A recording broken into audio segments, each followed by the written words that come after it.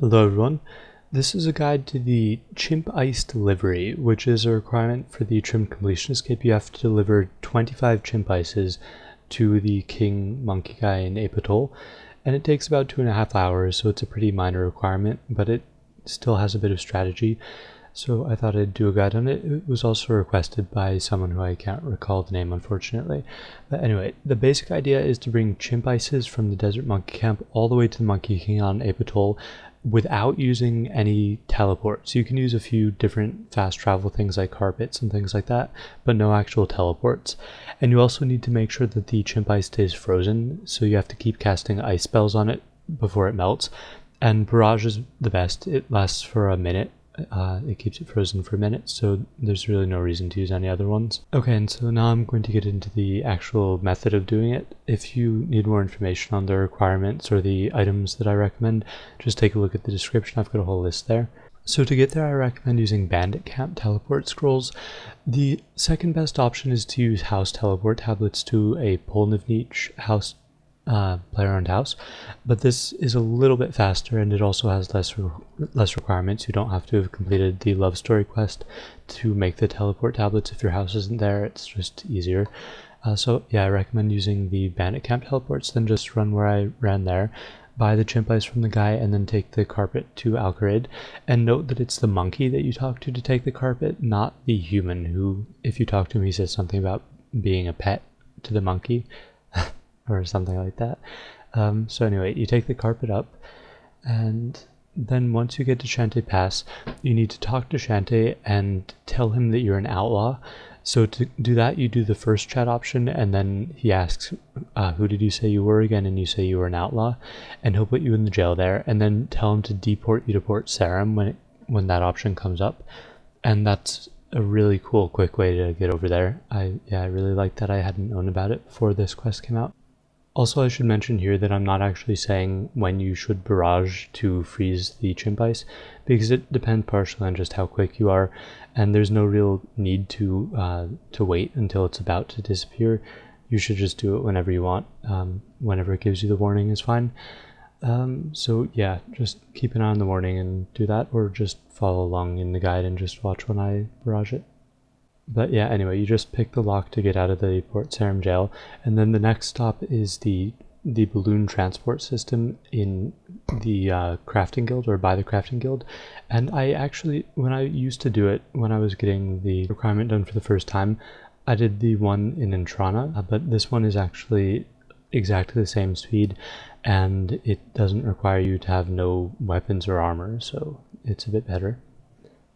So from the balloon transport system, you just take it to the gnome stronghold, and from there you just go north into the Grand Tree, and you're just going off to Ape Atoll. So you talk to Darrow, and then Waydar, and then Lumbo, and that'll get you onto Ape Atoll. Once you're on Ape Atoll, you should be a bit careful, because Ape Atoll is a bit tricky. You have to be a monkey, for most of it anyway, because that'll make the stuff not attack you on the island.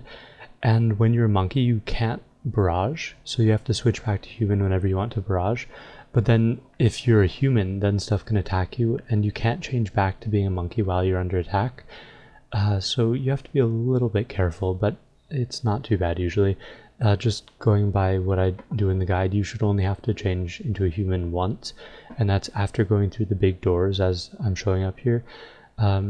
So this is also a little bit tricky.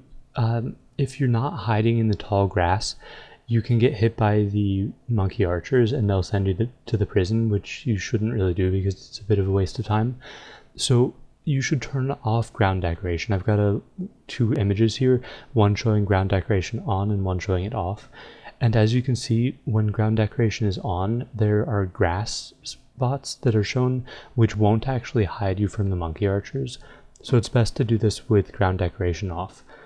And also, it's you should know that when you set down the Chimp Ice and then barrage it, you take a step to the west.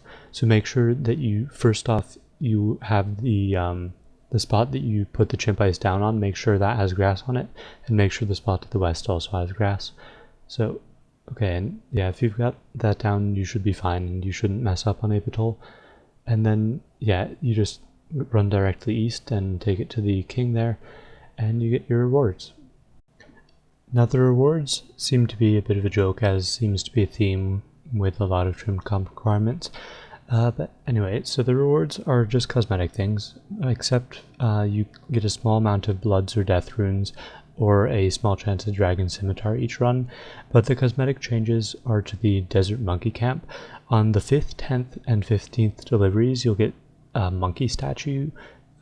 There one monkey statue per each of those deliveries, and you can see those on the screen here.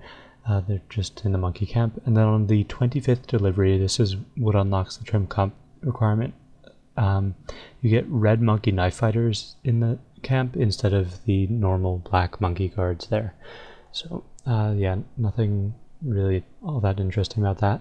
And one final note on the deliveries: on every 5th run, since it unlocks something on the 5th runs, it actually makes the run a lot harder, because it makes the time that it takes for the ice to melt get cut in half on each of the 5th runs. It's not really all that hard though, you just need to be a little more careful and just barrage a lot more. I didn't really show it in the video because there's really not much difference. You just have to barrage more. So anyway, I hope this guide has been helpful. If any of you guys are going for trim comp, hopefully it helps. And yeah, if you've got any feedback or any specific other trim comp requirements that you'd like me to do videos on, feel free to post them in the comments. I've got some planned, definitely, but if people have requests, maybe I can prioritize some over others. So yeah, thanks for watching and have a good day.